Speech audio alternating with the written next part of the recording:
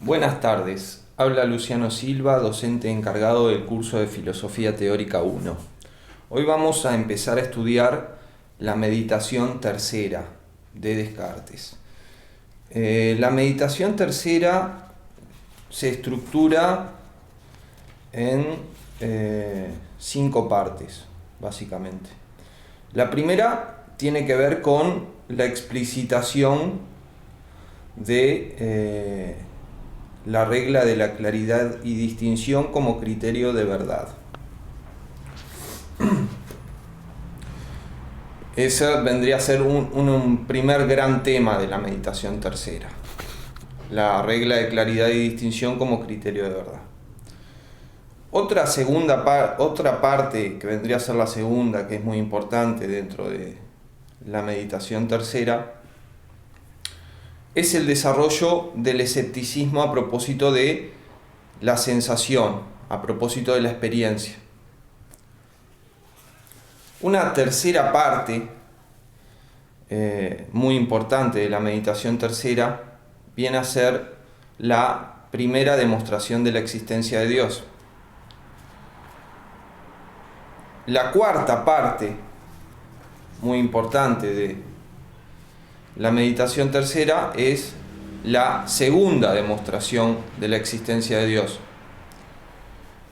Y la última y quinta parte de la meditación tercera está relacionada con investigar el estatuto que tiene la idea de Dios en la mente. ¿Qué origen tiene?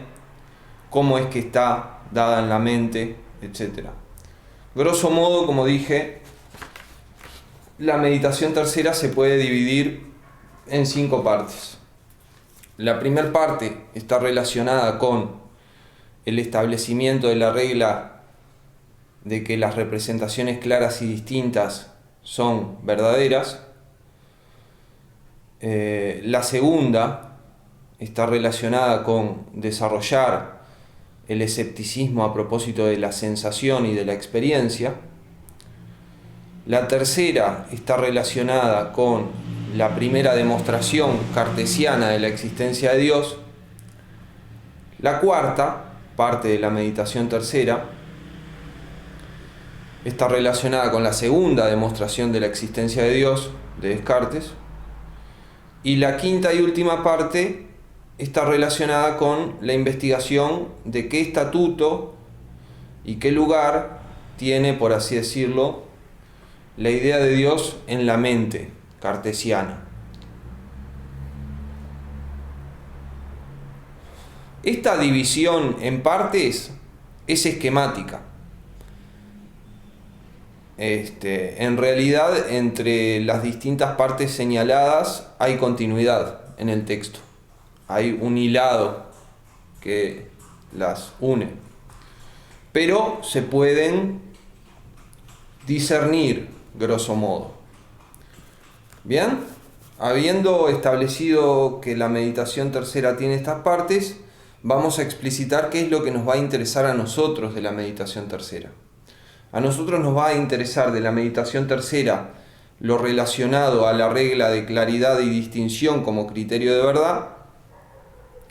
Luego nos va a interesar cómo Descartes desarrolla el escepticismo a propósito de la sensación. Luego nos va a interesar la primera demostración de la existencia de Dios. Y por último nos va a interesar las disquisiciones que Descartes hace a propósito del estatuto y el origen de la idea de Dios en la mente. Por lo tanto, de la meditación tercera nos va a interesar todo menos la segunda demostración de la existencia de Dios. En fin, porque con la primera ya es suficiente. Además, hay quienes juzgan que la segunda demostración de la existencia de Dios depende de la primera demostración de la existencia de Dios y en ese sentido no agregaría mucho, etc. En fin, con la primera demostración de la existencia de Dios vamos a conformarnos en cuanto a la meditación tercera. En la meditación quinta, como vamos a ver, aparece otra demostración de la existencia de Dios, que es totalmente distinta de las que hay en la meditación tercera, y nos va a interesar esa tercera demostración de la existencia de Dios en la meditación quinta, pero cuando lleguemos a la meditación quinta. En fin, entonces, la meditación tercera tiene estas partes, que como dije son 5, a nosotros nos van a interesar 4. Primero, la que está relacionada con la regla de claridad y distinción como criterio de verdad. Segundo, cómo Descartes desarrolla el escepticismo a propósito de la sensación y de la experiencia. Tercero, la primera demostración de la existencia de Dios.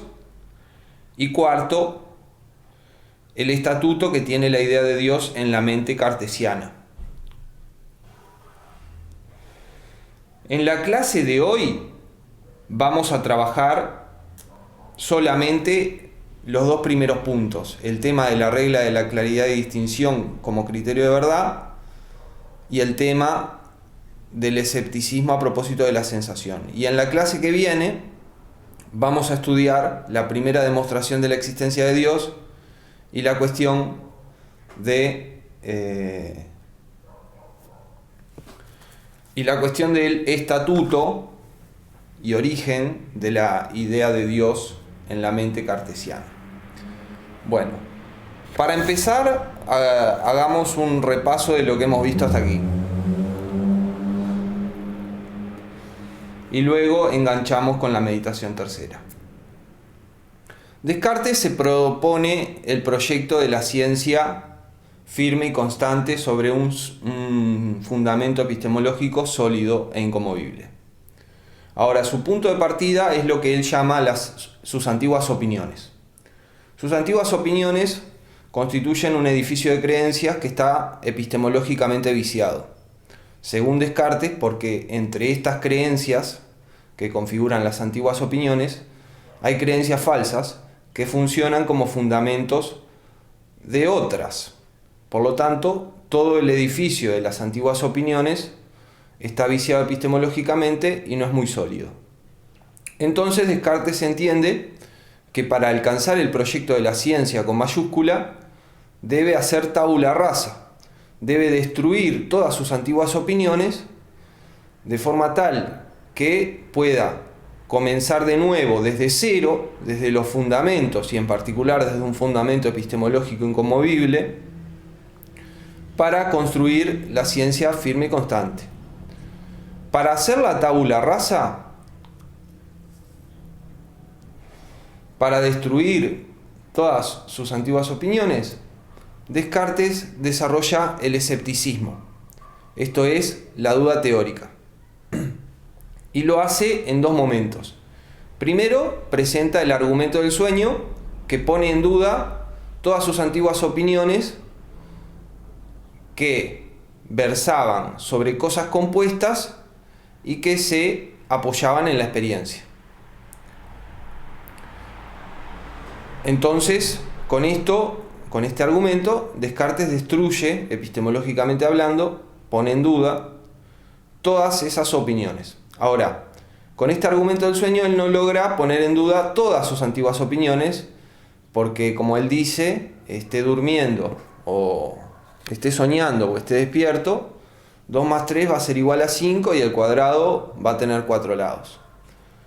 Entonces, hay algunas de sus antiguas opiniones que tienen que ver con la aritmética y la geometría en particular, que no son ciencias empíricas, valga decir, de paso,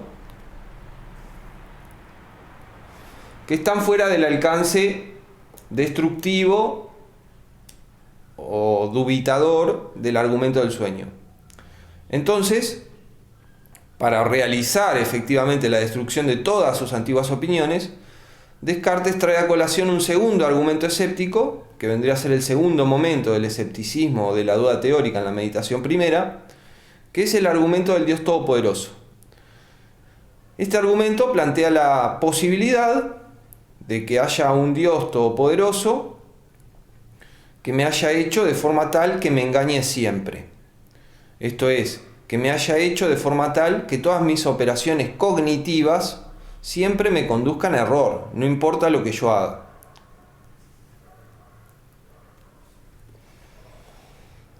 Frente a esta posibilidad, Descartes dice que no tiene manera de decir que no es el caso. Y eso basta para poner en duda todas sus antiguas opiniones.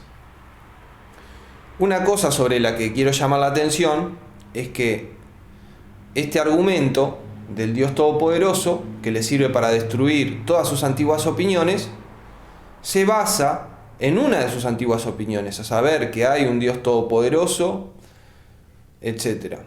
Entonces, uno podría preguntarse legítimamente si Descartes puede poner en duda todas sus antiguas opiniones mediante una de sus antiguas opiniones.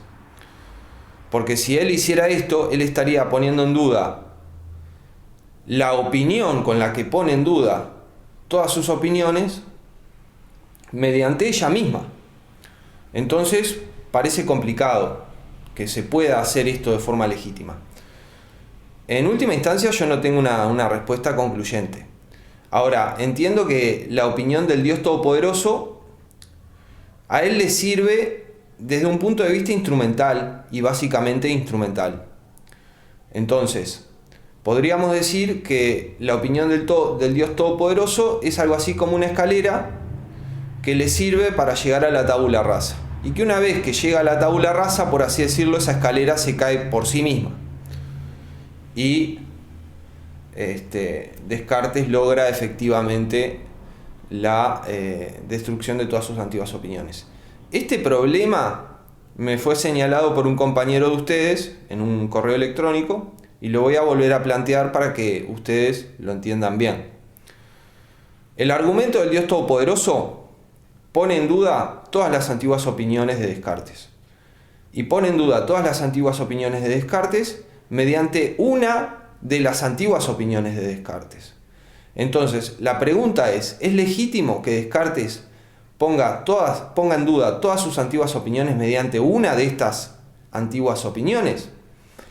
Y la cuestión se vuelve problemática porque resulta que Descartes, con la idea del Dios Todopoderoso, pone en duda a la propia idea del Dios Todopoderoso. Entonces, ¿esto se puede hacer de forma legítima o no? En fin, como dije, no tengo una respuesta concluyente al respecto, pero entiendo que la idea del Dios Todopoderoso no es una idea que Descartes adopte de forma definitiva, como si fuera una verdad,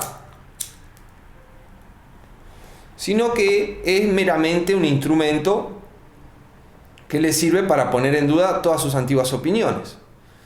Y en tanto tal instrumento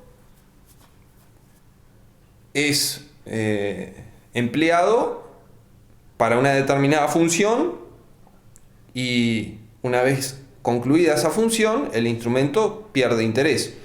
Entonces, ¿cómo la idea del Dios Todopoderoso sería una especie de instrumento? Y bueno, como una escalera que le sirve para llegar a la tabula rasa, esto es, a la destrucción de todas sus antiguas opiniones,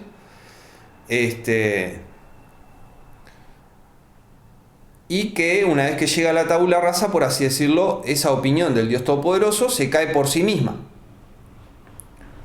Y en fin, que en este punto de vista, en esta perspectiva, que la idea del Dios Todopoderoso sirva para poner en duda la propia idea del Dios Todopoderoso, en realidad es algo positivo, porque si no pudiera poner en duda eso, no podría poner en duda todas sus antiguas opiniones, y en definitiva, si con este argumento del Dios Todopoderoso Descartes no puede destruir todas sus antiguas opiniones, entonces con ningún argumento escéptico lo va a poder hacer.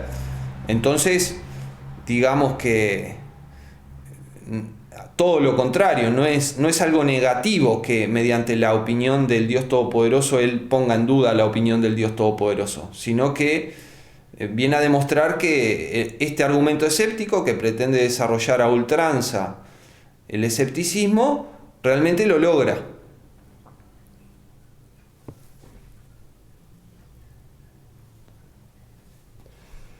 Bien, entonces Descartes destruye todas sus antiguas opiniones en el sentido de que las pone en duda. Y esto es suficiente para que él se abstenga de aceptarlas. Ahora, Descartes necesita algo más que abstenerse de aceptar sus antiguas opiniones. Necesita deshacerse de ellas para efectivamente lograr llegar al punto cero, desde el cual, a partir de un fundamento epistemológico inconmovible, construir la ciencia firme y constante. Entonces, aquí aparece el método de la negación, que es un método asociado al método de la duda teórica. El método de la negación consiste en negar todas aquellas cosas que pueden ser puestas en duda. Como se ve, el método de la negación da un paso más respecto de la duda teórica. La duda teórica lo que justifica es que nos abstengamos de creer aquello que está puesto en duda. El método de la negación nos lleva a negarlo. ¿Por qué negarlo? Fundamentalmente por dos razones. Primero, Descartes, con respecto a sus antiguas opiniones, tiene una vinculación muy estrecha y personal que viene dada por haberlas aceptado toda la vida. Entonces, es realmente difícil deshacerse de todas sus antiguas opiniones. El método de la negación lo que viene a hacer es justamente romper ese vínculo personal, existencial, si se quiere, de Descartes con sus antiguas opiniones, porque las niega. Y la segunda razón de ser del método de la negación es que permite que en la construcción posterior de la ciencia firme y constante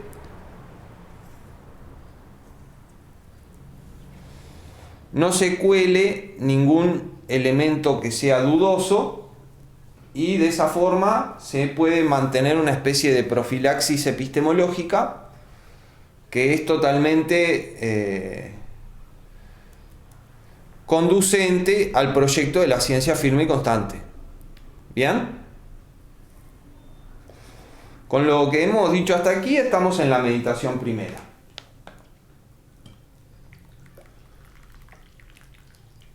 En la meditación segunda,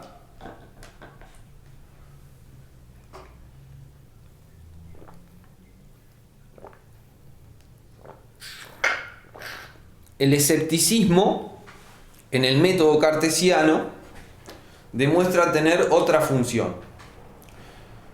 Entonces, ¿cuál era la primera función del escepticismo en el método cartesiano? La primera función del escepticismo en el método cartesiano es poner en duda todas sus antiguas opiniones, destruir todas sus antiguas opiniones.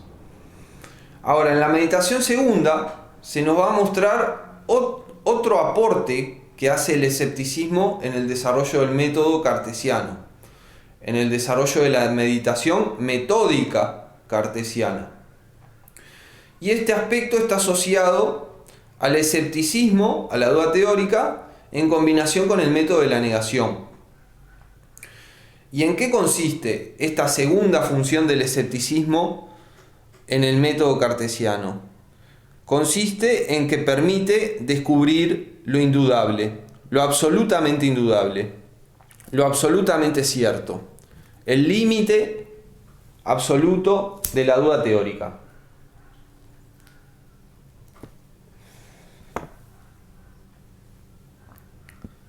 Este límite, que es descubierto mediante el escepticismo y el método de la negación,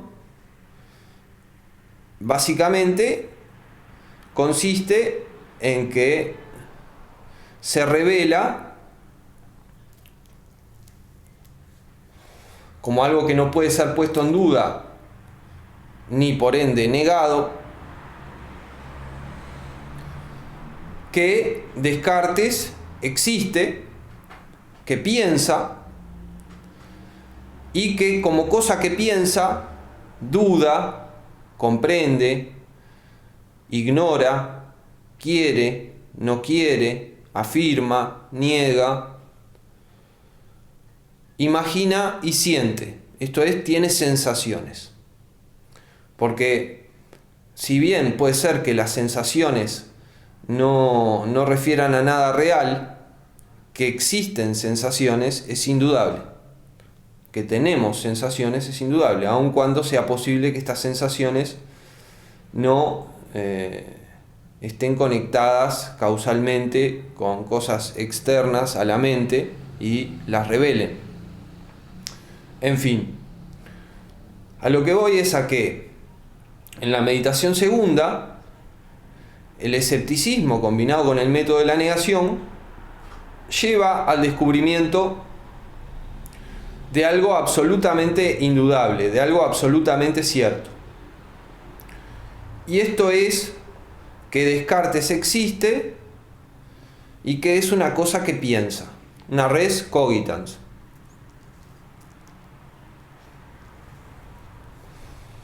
Descartes llega a este conocimiento por la propia duda teórica. La propia duda teórica muestra que tiene este límite, muestra que no puede poner en duda que Descartes existe y que Descartes piensa. ¿Y por qué la duda teórica no puede poner en duda que Descartes existe y que Descartes es una cosa que piensa?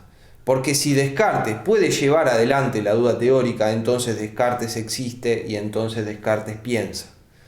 ¿Bien? Entonces, este límite de la duda teórica que la propia duda teórica revela a través del método de la negación,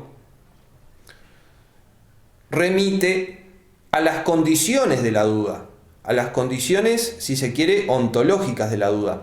La duda teórica, para ser posible, tiene como condición ontológica un sujeto pensante, una cosa que piensa.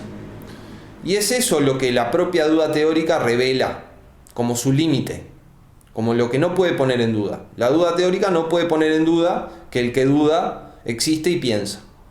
Porque si no existiera y no pensara, no habría duda teórica. Entonces, está más allá de lo que la duda teórica puede poner en duda.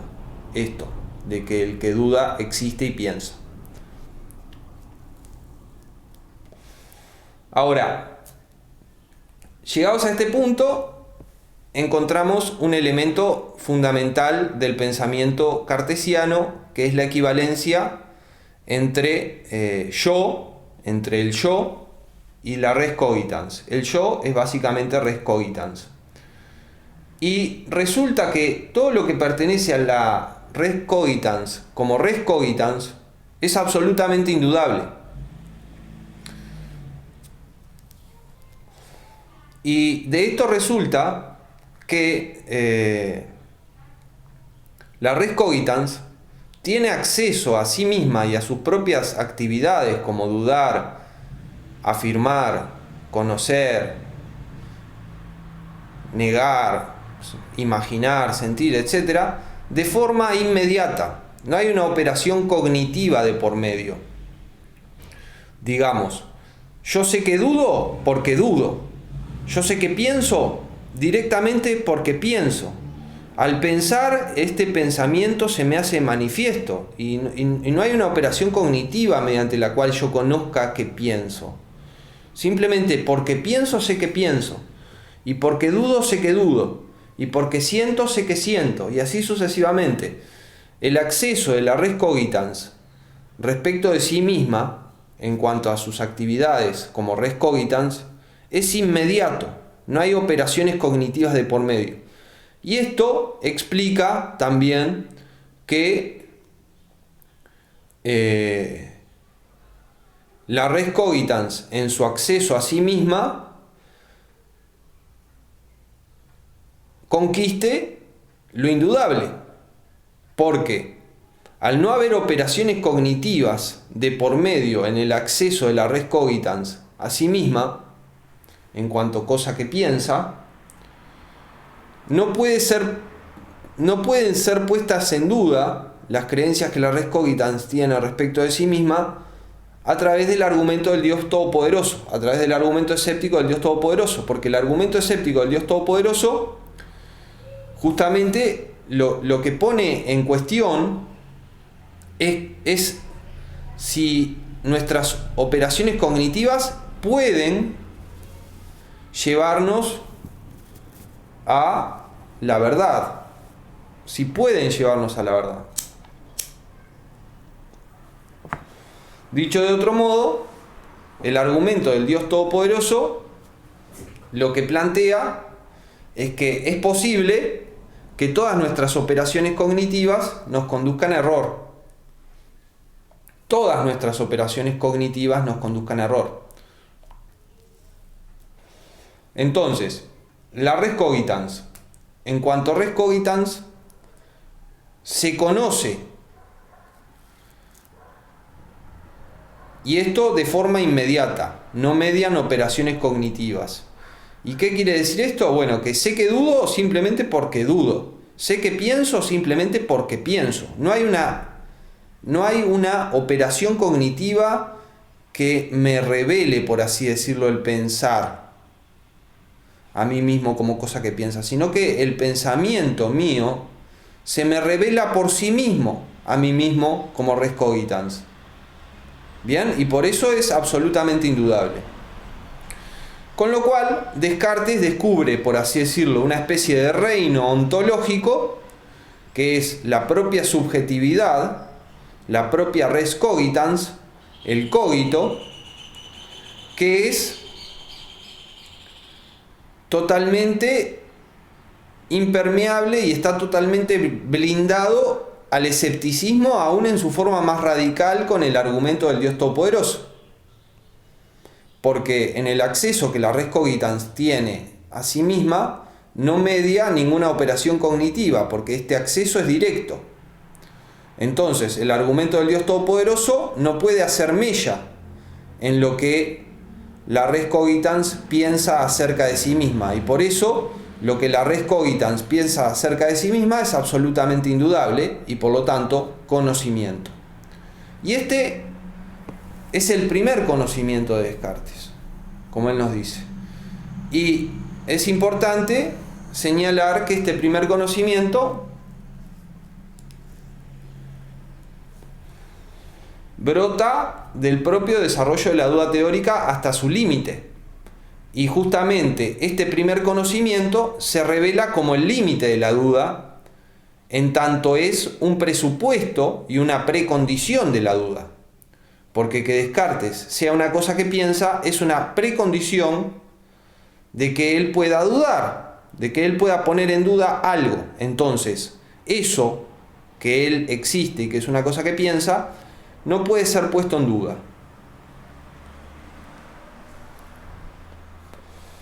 Con lo cual, Descartes descubre un ámbito ontológico, que es el ámbito de la propia subjetividad, de la propia mente, por así decirlo, que es completamente impermeable a la duda teórica radical, al escepticismo radical.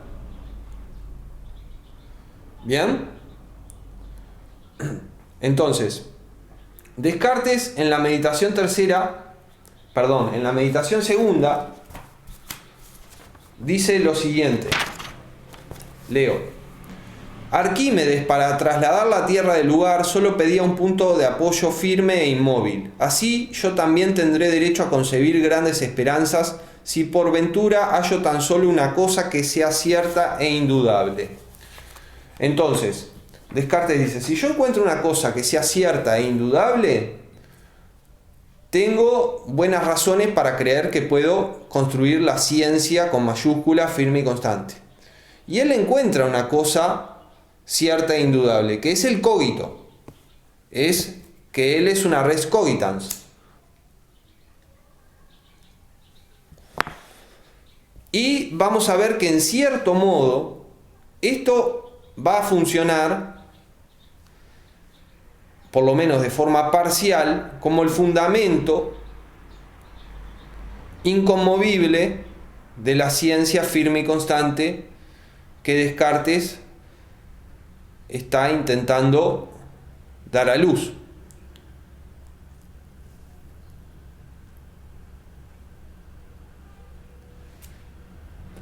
¿Cómo? Lo vamos a ver cuando entremos en la meditación tercera.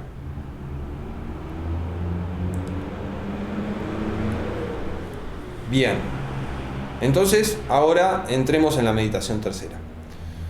Descartes empieza la meditación tercera señalando su único conocimiento hasta el momento.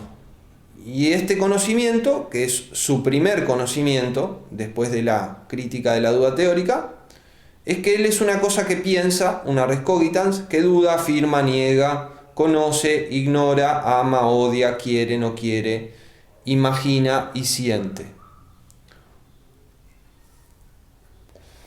Y dice Descartes, hasta ahora esto es todo lo que yo creo conocer. Y dice, ¿no habrá alguna otra cosa que yo conozca relacionado con esto?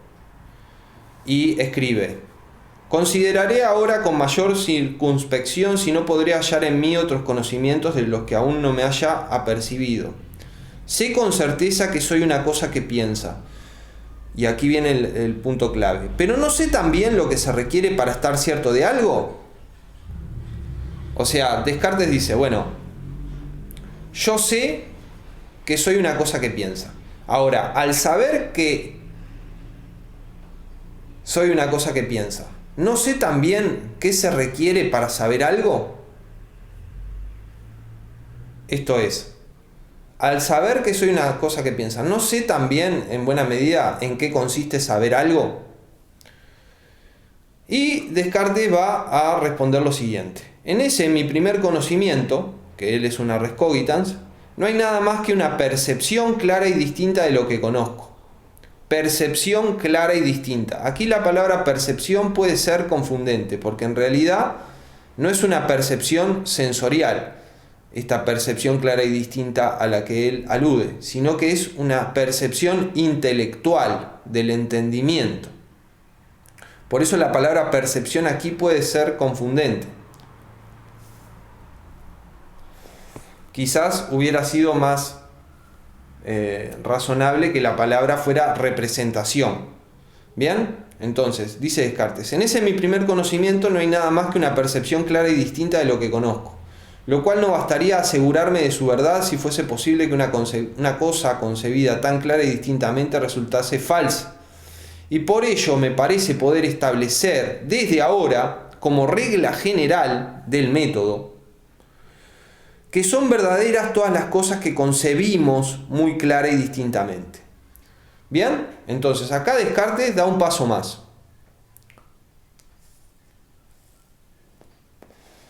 La duda teórica, en combinación con el método de la negación, había mostrado su límite y había mostrado lo que, por así decirlo, es absolutamente indudable en tanto es límite de la duda teórica. Y esto absolutamente indudable, que es límite de la duda teórica, es un presupuesto y una precondición de la duda teórica. Y es la condición ontológica de Descartes como cosa que piensa. Entonces, gracias a la propia duda teórica y al método de la negación, se le manifiesta a Descartes una cosa indudable, que es justamente el límite de la duda teórica. Y esto es que él es una cosa que piensa. Esto a su vez es un límite de la duda teórica, porque la duda teórica presupone que Descartes sea una cosa que piensa para ser posible. Si Descartes no fuera una cosa que piensa, entonces no podría dudar. Entonces, que es una cosa que piensa está más allá de lo que puede dudar. Ahora, en la meditación tercera, Descartes quiere sacar una regla general del método a partir de ese primer conocimiento indudable que él obtiene gracias al desarrollo de la duda teórica hasta su límite. Y esta regla es que todas las cosas que concebimos clara y distintamente son verdaderas. ¿Y cómo saca esta regla del cogito? Esto es de su conocimiento de que es una cosa que piensa. Bueno, básicamente por el hecho de que en ese conocimiento de que él es una cosa que piensa, no hay nada más que una representación clara y distinta de que él es una cosa que piensa. Entonces, parecería que todo lo que sea una representación clara y distinta tendría la misma validez que el conocimiento de que él es una cosa que piensa. Y si esto es así, la regla de que toda representación clara y distinta es verdadera estaría fundamentada. Con lo cual vemos que Descartes con el cogito habría encontrado aquella cosa cierta e indudable que le permitía tener grandes esperanzas para la construcción de la ciencia firme y constante. Leo de nuevo el pasaje de la meditación segunda al que hice alusión. Arquímedes, para trasladar la Tierra del lugar, solo pedía un punto de apoyo firme e inmóvil. Así yo también tendré derecho a conseguir grandes esperanzas si por ventura hallo tan solo una cosa que sea cierta e indudable. Entonces, gracias a la propia duda teórica y al método de la negación, Descartes encuentra una cosa cierta e indudable, que es el límite de la duda, y esto es que él es una cosa que piensa. Ahora, él dice, si yo encuentro una cosa indudable, entonces puedo tener esperanza de construir la ciencia firme y constante sobre esta misma cosa que encuentro indudable. Ahora, esta cosa indudable que él encuentra es que él es una res cogitans. Y de ese primer conocimiento, él saca la regla general de que toda representación clara y distinta del entendimiento es verdadera. Y lo saca porque él entiende que en ese primer conocimiento de que él es una cosa que piensa, lo único que hay es una representación clara y distinta de que él es una cosa que piensa. Entonces parecería que toda representación clara y distinta tiene las virtudes epistemológicas del cogito, de su conocimiento de que él es una cosa que piensa. Y si eso es así, entonces efectivamente Descartes tiene derecho a fundamentar esta regla general en el cogito. Sigo leyendo la meditación tercera. Sin embargo, he admitido antes de ahora como cosas muy ciertas y manifiestas muchas que más tarde he reconocido ser dudosas e inciertas. ¿Cuáles eran? La tierra, el cielo, los astros y todas las demás cosas que percibía por medio de los sentidos. Ahora bien, ¿qué es lo que concebía en ellas como claro y distinto? ¿Qué había de representación clara y distinta en aquellas cosas que antes yo tenía por muy ciertas y manifiestas, pero que después las pude poner en duda? ¿Qué era lo que había de representación clara y distinta en todo eso? Y Descartes dice, nada más que las ideas de esas cosas se presentaban a mi espíritu. Y aquí aparece el concepto de idea, que va a ser explicado en la meditación tercera en la próxima página. Una idea es una representación. Descartes define idea diciendo que una idea es como una imagen, de una cosa. Entonces, una idea es idea de algo. Por ejemplo, la idea de centauro es idea de centauro. ¿Y qué es? Es como una imagen del centauro. Ahora, esto de que es como una imagen se tiene que tomar como una metáfora, porque no todas las ideas son imágenes. Algunas sí, por ejemplo, las sensaciones visuales. Pero otras ideas no. Por ejemplo, la idea de Dios. La idea de Dios no es una imagen en sentido estricto, aunque sí es una representación. Por eso decía que las ideas cartesianas son mejor entendidas como representaciones. Y justamente esto es confirmado por el propio Descartes, porque Descartes dice que a través de las ideas nosotros nos representamos cosas. A través de la idea de Dios me represento a Dios, a través de la idea de cabra me represento una cabra, y así sucesivamente. Las ideas, entonces, son los medios mediante los cuales la mente que piensa se puede representar cosas. ¿Bien? Entonces, dice Descartes, antes de ahora he admitido como cosas muy ciertas cosas que después pude poner en duda. ¿Y qué cosas eran estas que antes yo había admitido como muy ciertas y que después pude poner en duda? La tierra, el cielo, los astros y las demás cosas que percibía por medio de los sentidos. Entonces, trae a colación la cuestión de la claridad y distinción. ¿Qué es lo que había de representación clara y distinta en todo eso? Bueno, dice Descartes, nada más que las ideas de estas cosas, las representaciones de estas cosas se presentaban a mi espíritu. Esto es claro y distinto. se me representa de forma clara y distinta porque pertenece al conocimiento de la res cogitans que la res cogitans tiene en tanto res cogitans. O sea, de la misma manera que sé que pienso, sé que tengo determinadas ideas, porque esas ideas pertenecen al ámbito de la subjetividad y la subjetividad es transparente para sí misma. Accede de forma inmediata para sí misma y por eso tiene una representación clara y distinta de lo que le pertenece a sí misma como cosa que piensa.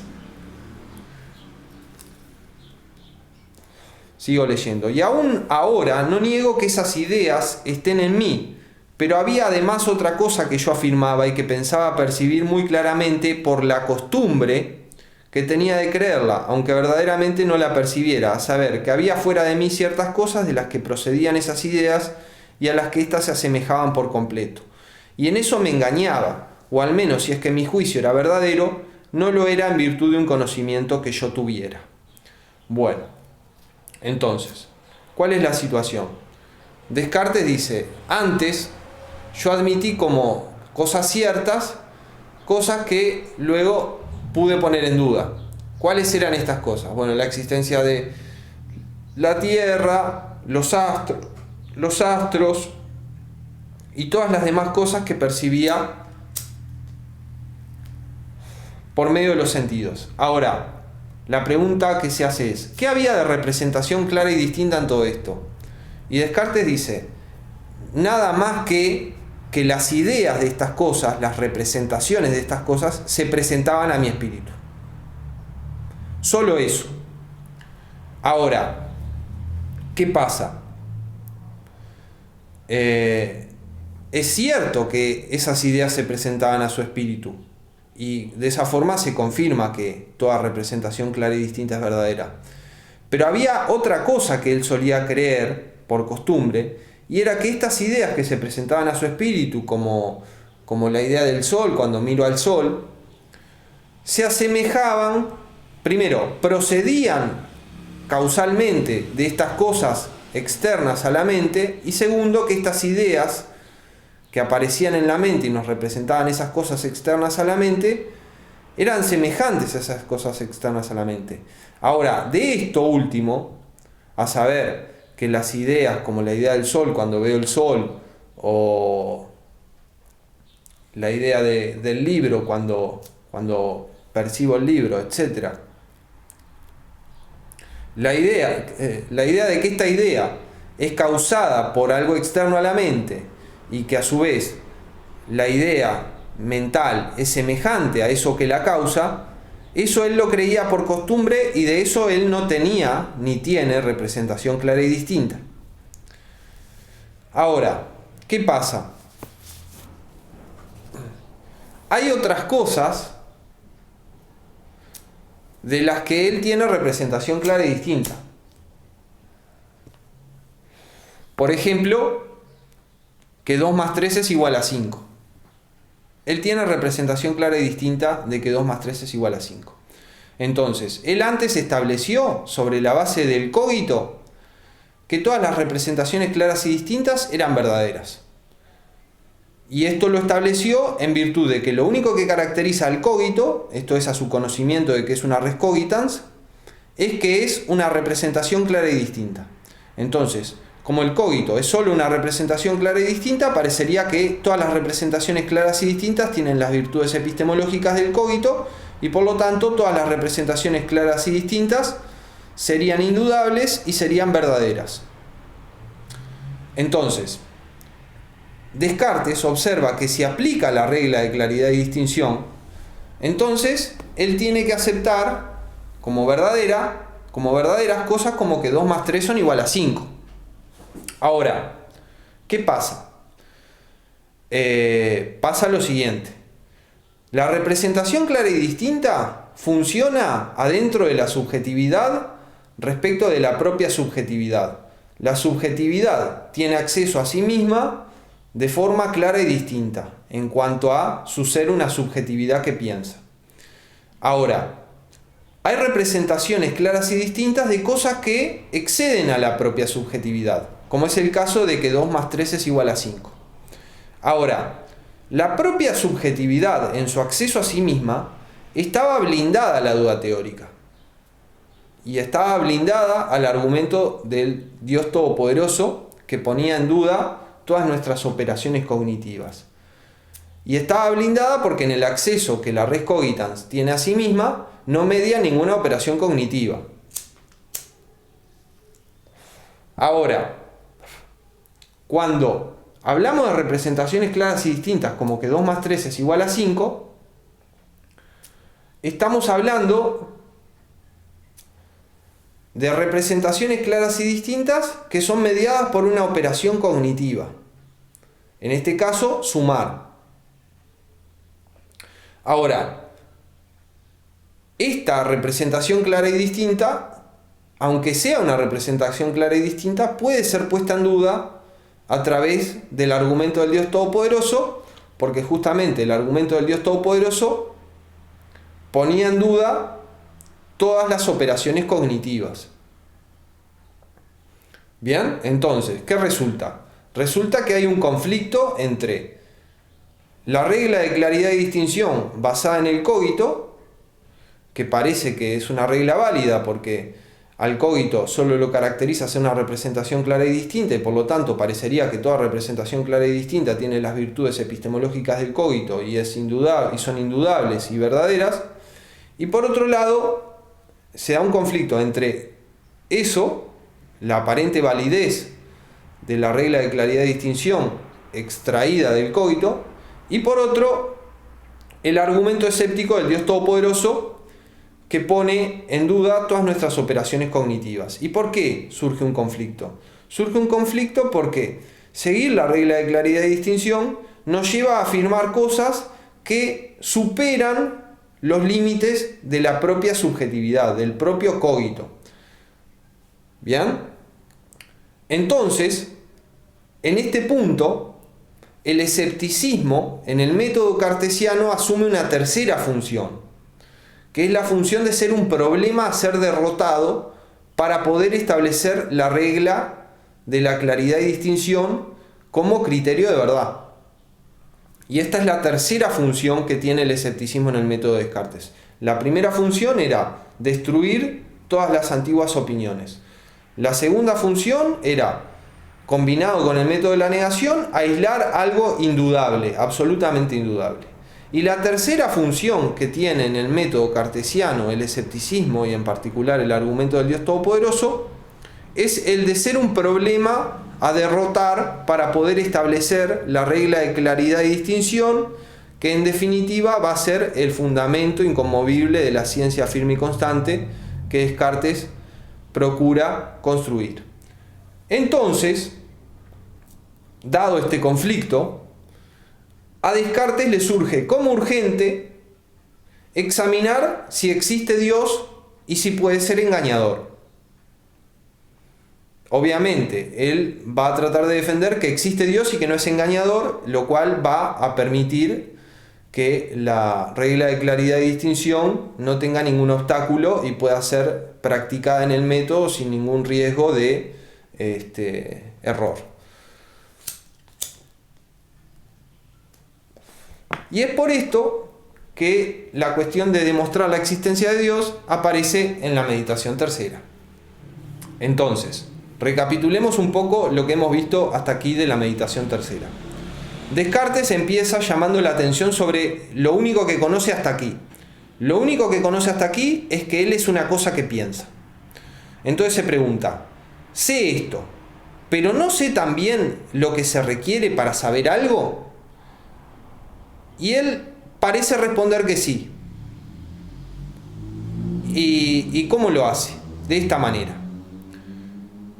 En el conocimiento de que soy una cosa que piensa, lo único que hay, dice Descartes, es una representación clara y distinta de que soy una cosa que piensa. Ahora, que soy una cosa que piensa es algo indudable y cierto.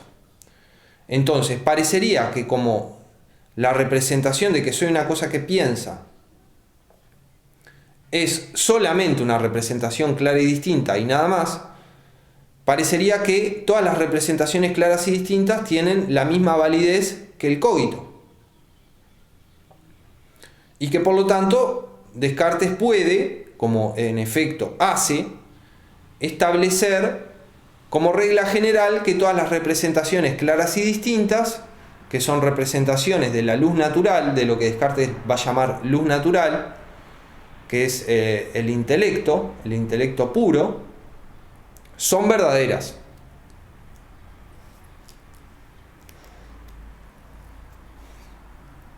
Ahora bien, esta regla de la claridad y distinción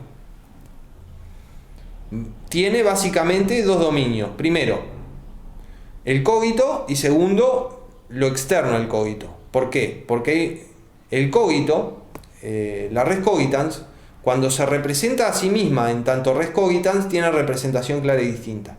Pero a su vez, la res cogitans tiene representación clara y distinta de cosas que van más allá de su condición de res cogitans, como que 2 más 3 es igual a 5.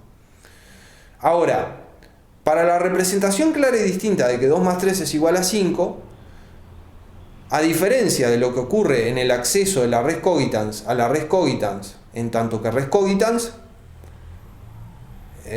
intermedian operaciones cognitivas, en concreto sumar, ¿verdad? Para tener la representación clara y distinta de que 2 más 3 es igual a 5, yo tengo que hacer la operación cognitiva de sumar. Entonces, ¿qué es lo que ocurre? Ocurre que esta regla queda en entredicho, queda entre paréntesis, porque el argumento escéptico del Dios Todopoderoso pone en duda todas nuestras operaciones cognitivas, porque propone la hipótesis de que es posible que todas nuestras operaciones cognitivas nos conduzcan a error. Entonces surge un conflicto entre la regla general de que toda representación clara y distinta es verdadera, que Descartes saca del cogito, y el argumento escéptico del Dios Todopoderoso que pone en duda todas nuestras operaciones cognitivas. Como sabemos, este argumento no puede poner en duda que soy una cosa que piensa, pero sí puede poner en duda que 2 más 3 sea igual a 5. ¿Por qué? Porque para que yo llegue a creer que 2 más 3 es igual a 5, tengo que hacer una operación cognitiva, que es la de sumar, y que es una forma de razonar, dicho sea de paso, y el argumento escéptico del Dios Todopoderoso lo que plantea es que es posible que todas mis operaciones cognitivas me conduzcan a error. Entonces surge un conflicto entre la validez de la regla general de claridad y distinción y el argumento escéptico del Dios Todopoderoso. Básicamente porque la regla de claridad y distinción me conduce a afirmar cosas como 2 más 3 es igual a 5, porque me la represento clara y distintamente, pero el argumento escéptico del Dios Todopoderoso me hace poner en duda que 2 más 3 es igual a 5, porque llegar a creer que 2 más 3 es igual a 5 está mediado por una operación cognitiva, y el argumento del Dios Todopoderoso pone en duda todas mis operaciones cognitivas con la hipótesis de que es posible que todas mis operaciones cognitivas me lleven siempre a error.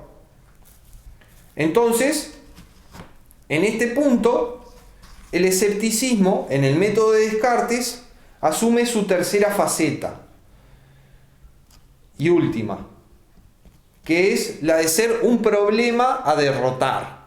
Descartes tiene que derrotar el escepticismo radical si es que quiere construir la ciencia firme y constante.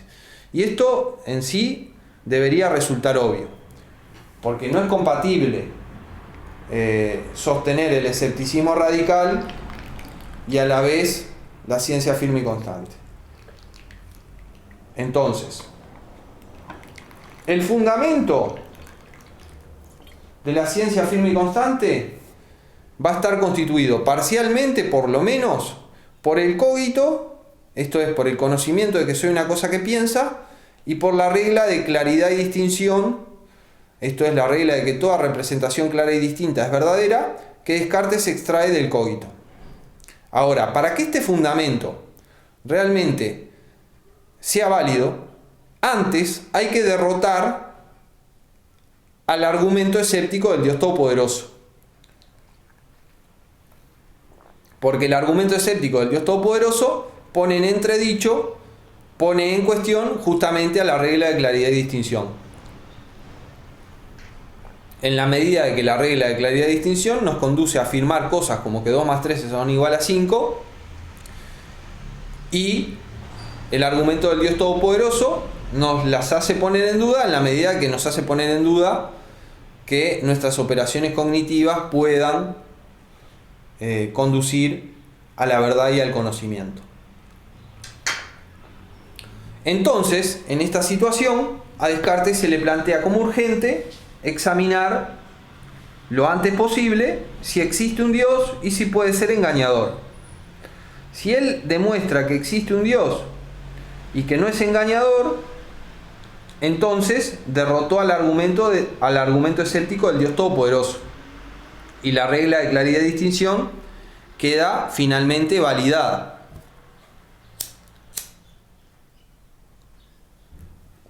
Ahora, obsérvese una cosa.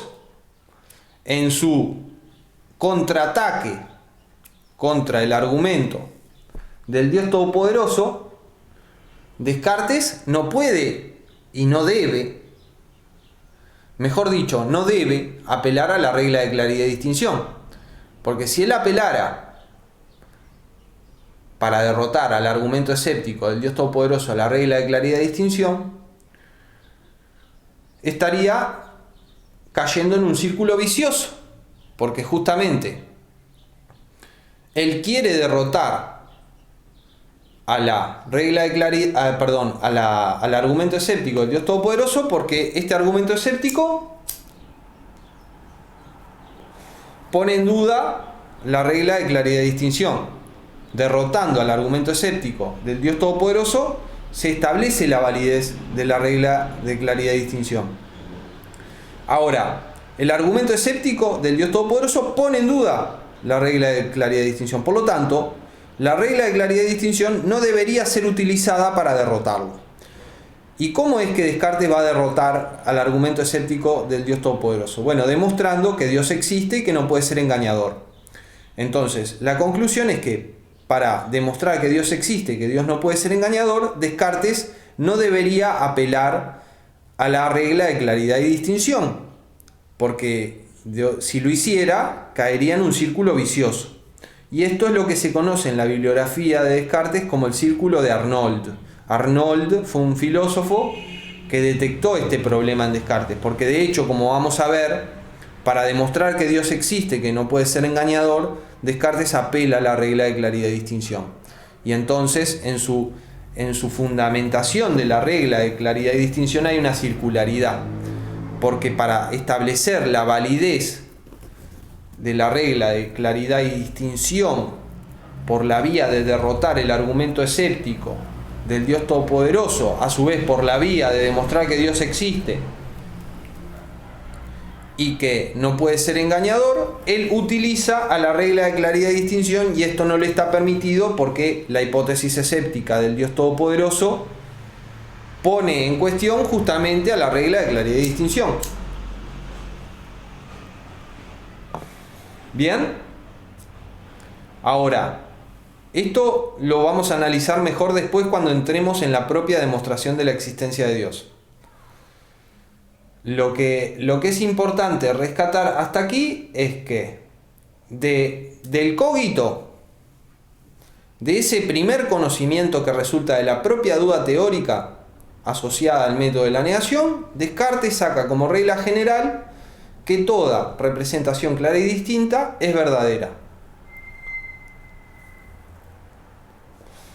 Ahora, resulta que esta regla nos conduce a afirmar cosas que van más allá del cogito, que van más allá del conocimiento de la res cogitans, en tanto res cogitans que la res cogitans tiene. Por lo tanto, nos lleva a afirmar cosas como que 2 más 3 es igual a 5. Entonces, aquí surge un conflicto con el argumento escéptico del Dios Todopoderoso, porque el argumento escéptico del Dios Todopoderoso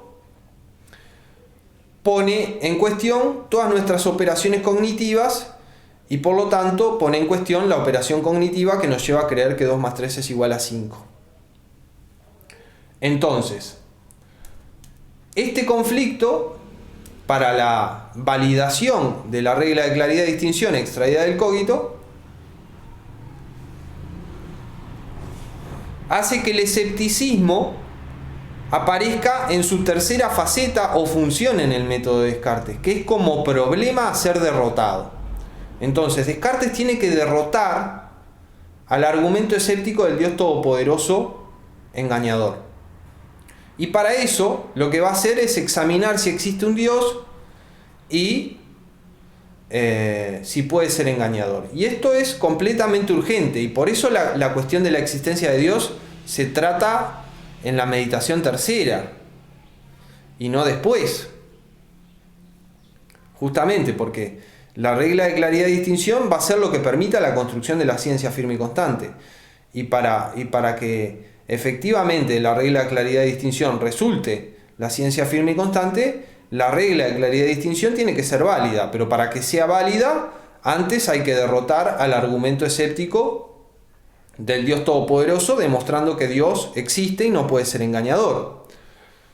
Bien, ahora, una de las reglas para derrotar el argumento escéptico y validar así la regla de claridad y distinción es no apelar a la regla de claridad y distinción para derrotar al argumento escéptico, porque si se lo derrotara apelando a la regla de claridad y distinción, sería una defensa circular de la regla de claridad y distinción, en definitiva.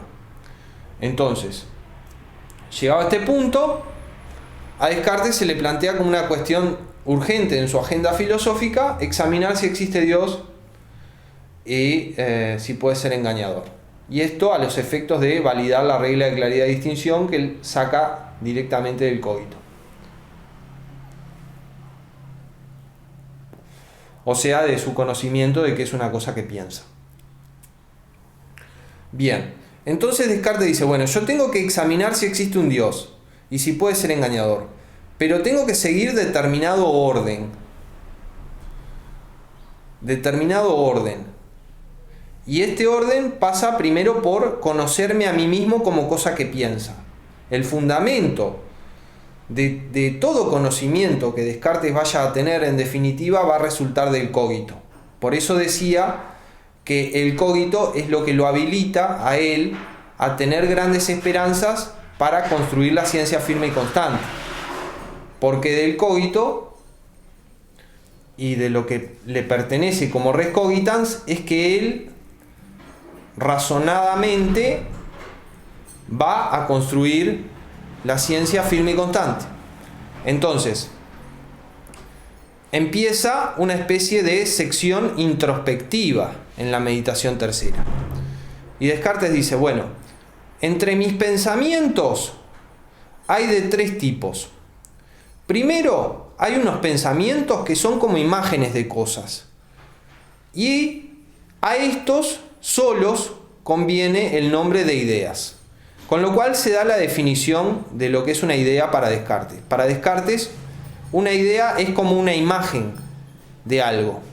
La idea de caballo es como una imagen de caballo, la idea de hombre es como una imagen de hombre, etc. A su vez, las ideas son lo que permite que la mente se represente cosas. A través de la idea de hombre me represento al hombre. A través de la idea de caballo me represento al caballo. Y las ideas, como formas de pensamiento, son la base de la vida mental de la mente cartesiana. Porque los otros tipos de pensamiento que Descartes va a discernir, que son las afecciones o voluntades,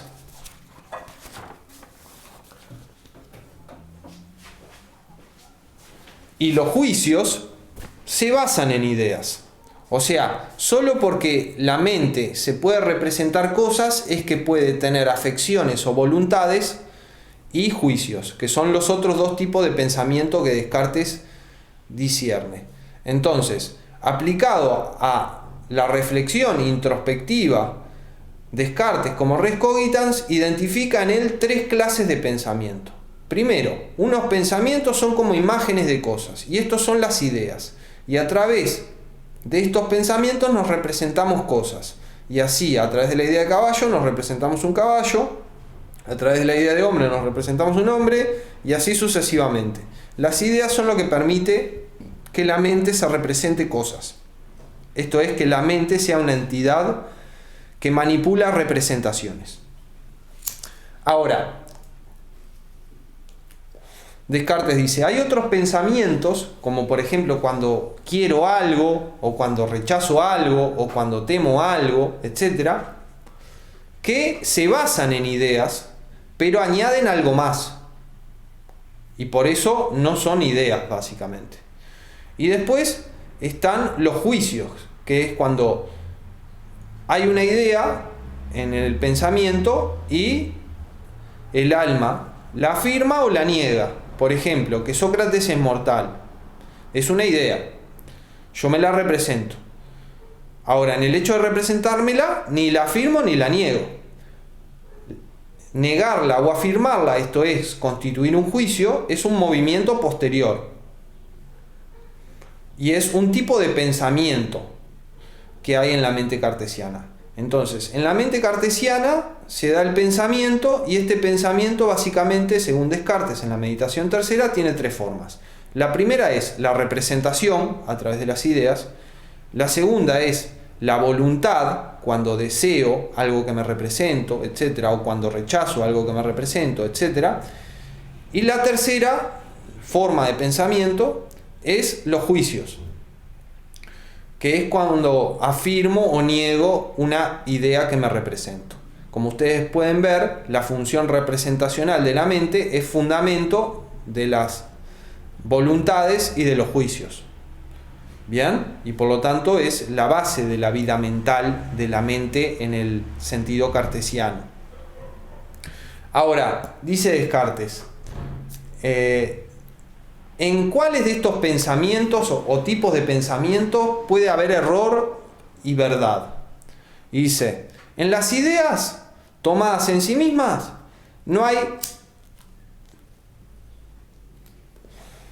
error ni verdad. En las afecciones o voluntades tomadas en sí mismas tampoco hay error o verdad. Por lo tanto, el error y la verdad caracterizan a los pensamientos que son juicios. O sea, cuando afirmo algo o niego algo. Entonces, es ahí donde básicamente tengo que tener cuidado, en el juzgar. Porque ahí es donde me puedo equivocar. Ahí es donde se puede dar el error. En el juicio. Solo en el juicio se puede dar el error. Lo cual es importante porque Descartes identificó de dónde es que pueden surgir los errores y qué es lo que hay que mantener en control para que no haya errores. Y eso es el juicio. Entonces, Descartes observa que la principal fuente de errores del juicio es cuando él toma a las ideas como causadas por cosas externas a la mente y como semejantes a estas. Y está pensando, cuando dice esto, en las ideas de sensación. ¿Da? Y básicamente lo que dice es, bueno, la fuente principal de mis errores es cuando tomo a las ideas de sensación como causadas por un mundo externo a la mente y como reveladoras de este mundo externo a la mente.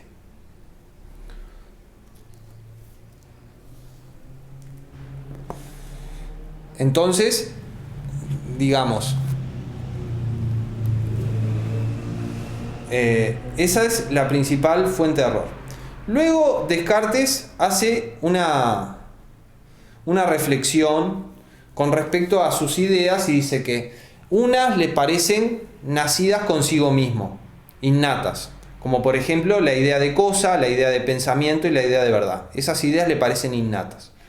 Después dice que hay otras ideas que le parecen extrañas y venidas de fuera, o sea, causadas por objetos externos a la mente. Y pone, por ejemplo, la idea de un ruido, la idea de un color, las distintas sensaciones, digamos. Y después dice, hay otras ideas que me parece que son fabricaciones de mi propia mente, como por ejemplo la idea de sirena o la idea de hipogrifo, etc. Ahora, Descartes señala, en realidad yo no sé cuál es el origen de mis ideas. Entonces podría ser que todas mis ideas fueran innatas o que todas mis ideas fueran venidas de fuera o que todas mis ideas fueran fabricadas por mí mismo de alguna manera. Porque como no sé el origen de mis ideas, en fin. Y entonces, en este punto, Descartes es que empieza a analizar las sensaciones y a desarrollar el escepticismo respecto de la experiencia y de las sensaciones. Entonces, como dijo antes, su principal fuente de error consistía en que él tomaba determinadas ideas de sensación como causadas por cosas externas y como semejantes a estas. Esto es, que tomaba sus sensaciones como causadas por un mundo externo y como reveladoras de un mundo externo. Y esto es lo que podríamos llamar la actitud natural del hombre. La actitud natural del hombre es tomar a las sensaciones como causadas por una cosa externa a la mente y tomar a estas sensaciones como medio de conocimiento de eso externo a la mente y por lo tanto como semejante a esto externo a la mente. Y esto es lo que hacemos en la vida cotidiana, por así decirlo. Entonces, Descartes va a investigar si esta actitud natural de tomar a las sensaciones como causadas por un mundo externo, material, y como reveladoras de este mundo externo material, si esta actitud natural está bien fundamentada. ¿Y cuáles son los fundamentos que Descartes dice que tiene esta actitud natural de pensar que las sensaciones son causadas por un mundo externo a la mente y que son reveladoras de este mundo externo a la mente en virtud de que son semejantes a las cosas que las causan? Bueno, Descartes va a decir que en él esa actitud natural del hombre tiene dos fundamentos. Primero, una inclinación natural que tiene que ser entendida como un instinto que nos compele a tomar las sensaciones como causadas por objetos externos y como reveladoras de los objetos externos. Y después, que estas ideas de sensación que nosotros tomamos como causadas por objetos externos a la mente y como reveladoras de estos objetos externos a la mente, se nos presentan de forma involuntaria, se nos imponen, digamos.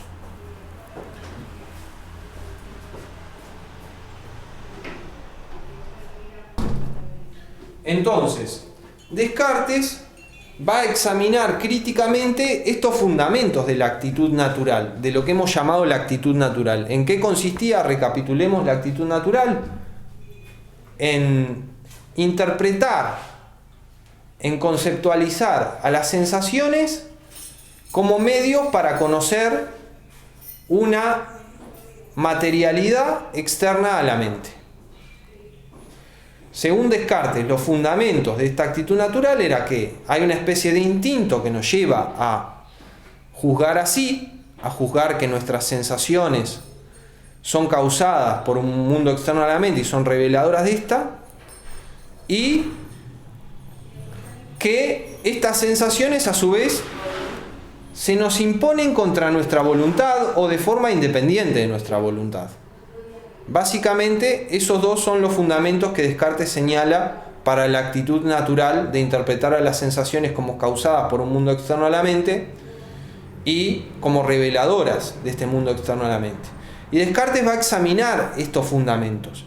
Y en el examen de estos fundamentos va a llegar a la conclusión de que esa actitud natural de interpretar a las sensaciones como causadas por un mundo externo y como reveladoras de este mundo externo a la mente, no es un juicio bien fundado, sino solamente un ciego y temerario impulso irracional. ¿Por qué? porque los fundamentos que Descartes señala que tiene esta actitud natural de interpretar a las sensaciones como causadas por un mundo externo y como reveladoras de esta, son insuficientes para fundamentar justamente que las sensaciones sean causadas por un mundo externo y reveladoras de esta. Y bueno, y va paso a paso, ¿verdad? Entonces, el primer fundamento era que había una especie de inclinación natural a interpretar las sensaciones como causadas por un mundo externo y como reveladoras de esta. Y Descartes dice, bueno, estas inclinaciones me han llevado en el dominio de la ética tanto al bien como al mal. Por lo tanto, no son confiables con respecto a la verdad. Que yo tenga esta inclinación natural a interpretar la sensación como reveladora de un mundo externo a la mente, no es fiable, porque estas mismas inclinaciones naturales en el campo de la ética me han llevado al mal, tanto como al bien. Por lo tanto, no es infalible esta inclinación natural. Y ahí aparece la distinción entre esta inclinación natural a interpretar las sensaciones como causadas por un mundo externo a la mente y como reveladoras de este mundo externo a la mente, con la luz natural. La luz natural es el intelecto, ¿verdad? Y la luz natural está especialmente vinculada a la representación clara y distinta, y para Descartes, en definitiva, es la autoridad última en temas de conocimiento. No hay ninguna facultad que pueda supervisar a la luz natural. Y a su vez, nada que la luz natural me muestre puede ser puesto en duda. Entonces, la luz natural es algo muy distinto a esta inclinación natural a interpretar las sensaciones como medios para acceder a una externalidad corpórea, material, etc. Después Descartes examina el otro fundamento de esta actitud natural de interpretar a las sensaciones como causadas por un mundo externo y como reveladoras de este. Y este segundo fundamento era que estas ideas de sensación son involuntarias.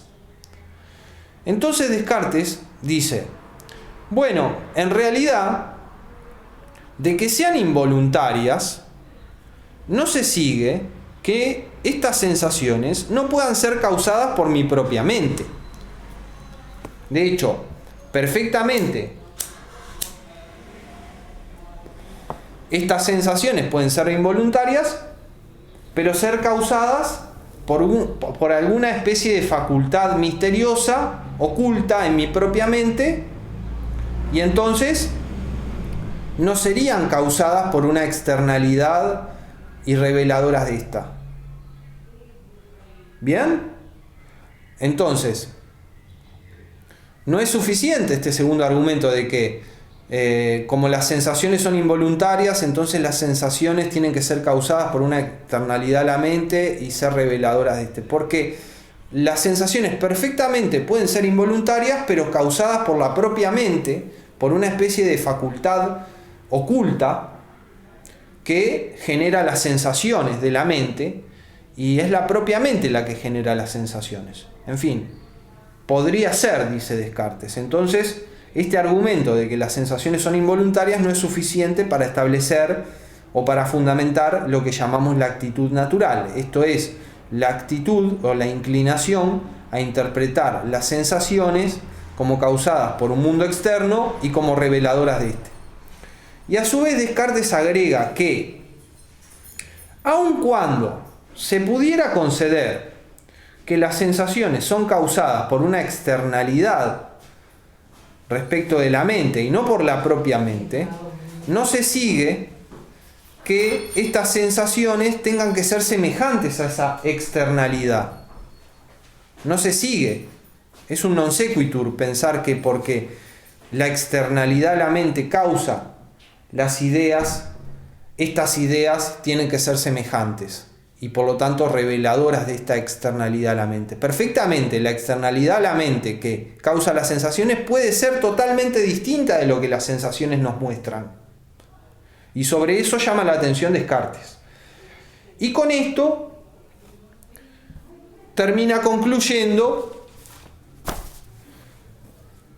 lo siguiente: que no ha sido un juicio cierto y bien pensado, sino solo un ciego y temerario impulso, lo que me ha hecho creer que existían cosas fuera de mí, diferentes de mí, y que por medio de los órganos de mis sentidos o por algún otro, me enviaban sus ideas o imágenes e imprimían en mí sus semejanzas. Entonces, la conclusión es el escepticismo respecto de la sensación. Los fundamentos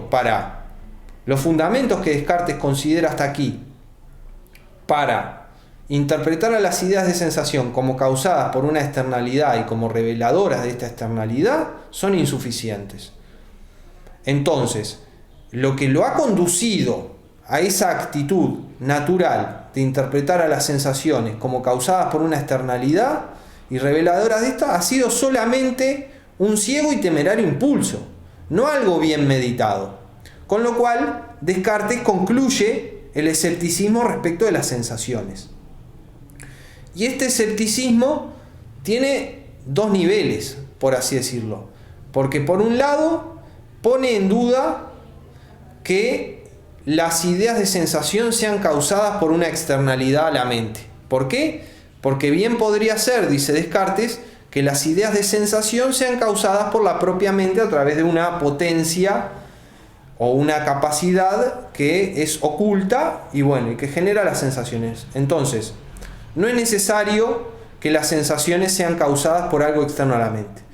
Y después Descartes dice, aun concediendo que sea una externalidad a la mente lo que causa las ideas, no se sigue que esa externalidad a la mente tenga que ser semejante a las ideas y que las ideas de sensación tengan que ser reveladoras de esta externalidad o trascendencia a la mente. Con lo cual, Descartes desarrolla el escepticismo respecto de los sentidos y respecto de la experiencia. Ahora, ustedes saben que con el argumento del sueño, Descartes ya había hecho esto mismo, pero ahora lo hace de forma más radical, si se quiere. ¿Por qué? Porque el argumento del sueño no llegaba a poner en cuestión la existencia de la corporeidad externa a la mente, como ustedes saben. La creencia en la corporeidad externa a la mente no era puesta en duda por el argumento escéptico del sueño. Pero ahora, en este escepticismo respecto de la sensación que Descartes desarrolla en la meditación tercera, se pone en duda que la sensación responda a una externalidad y se pone en duda que haya una externalidad a la mente corpórea que cause estas sensaciones. Con lo cual vemos que este escepticismo respecto de las sensaciones y respecto de la experiencia que se da en la meditación tercera, si bien ya había sido anticipado por el argumento del sueño, es más radical que el escepticismo respecto de la experiencia que se plantea en el argumento del sueño. ¿Por qué? Porque, como dije, el argumento del sueño no alcanza para poner en duda que exista una corporeidad externa a la mente, mientras que en este escepticismo que Descartes desarrolla respecto de las ideas de sensación, Descartes plantea la posibilidad de que las ideas de sensación sean causadas por la propia mente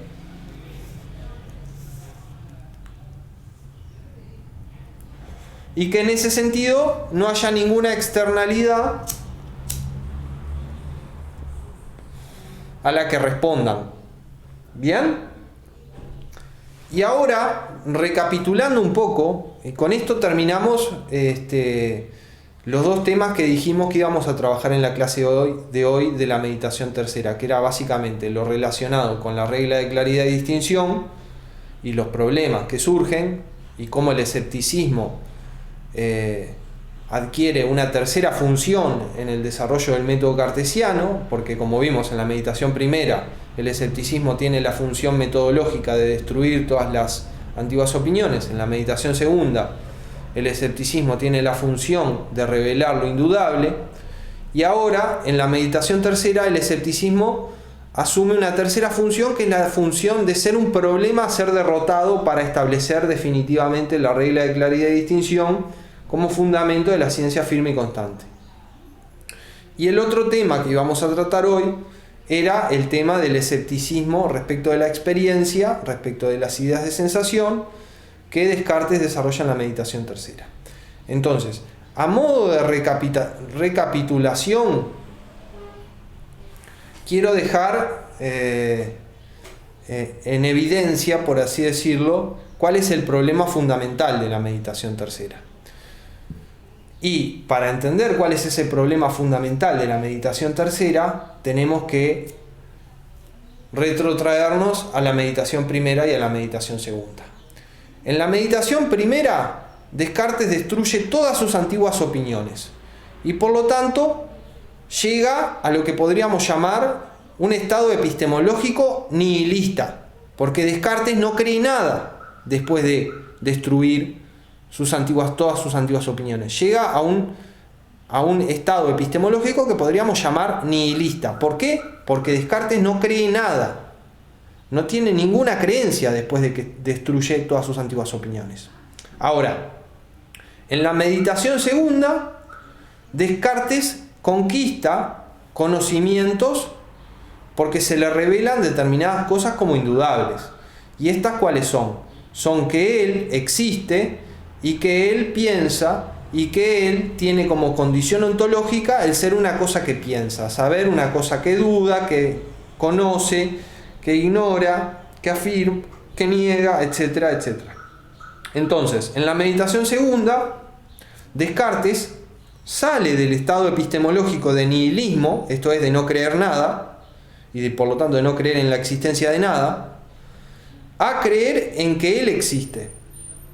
Ahora, el gran problema, si se quiere, de la meditación tercera, es lo que podríamos llamar el problema del solipsismo. ¿Qué es el solipsismo? Bueno, el solipsismo es una posición filosófica que puede tener dos características. Puede ser un solipsismo ontológico o epistemológico. El solipsismo ontológico plantea que solo yo existo. Que solo yo existo. A su vez, el solipsismo epistemológico plantea que yo solo puedo conocer que yo existo y que no puedo conocer la existencia de ninguna otra cosa.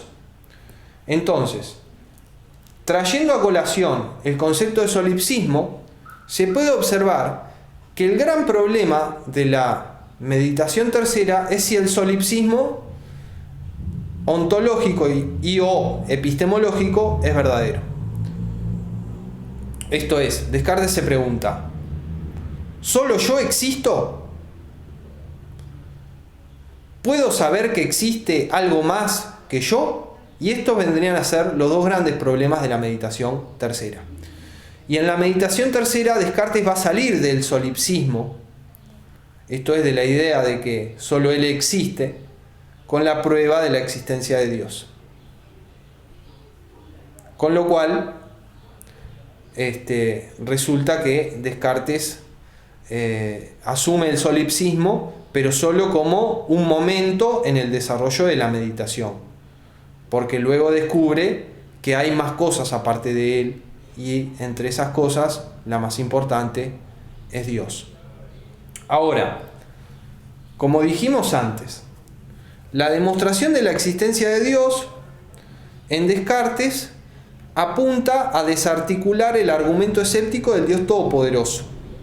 ¿Por qué? Porque Descartes demuestra que existe Dios para demostrar que no es engañador, y entonces cae el argumento escéptico del Dios Todopoderoso y la regla de claridad y distinción resulta validada, porque aquello que lo ponía en entredicho, a saber, el argumento del Dios Todopoderoso, queda derrotado.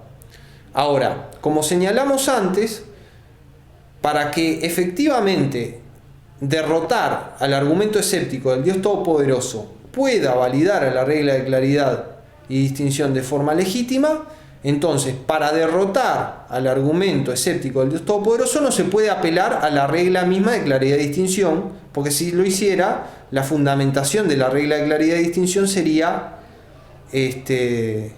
circular y de forma viciosa.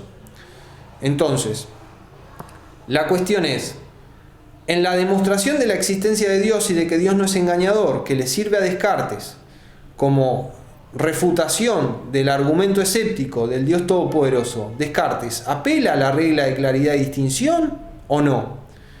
Y la respuesta es que sí. Por eso, resulta que su fundamentación de la regla de claridad y distinción es circular. Y resulta que Descartes no puede derrotar al argumento del Dios Todopoderoso y por lo tanto no puede salir del solipsismo y del escepticismo radical. Y en ese sentido, lo único que le quedaría como cierto es el cogito. Esto, por supuesto, no es un resultado que Descartes quiera. No es la doctrina de Descartes esto. Pero esto es un problema que la doctrina de Descartes tiene. Y este problema lo vamos a analizar en la clase que viene. Si tienen dudas, inquietudes respecto de la clase de hoy, me escriben y yo les respondo por mail. Saludos cordiales.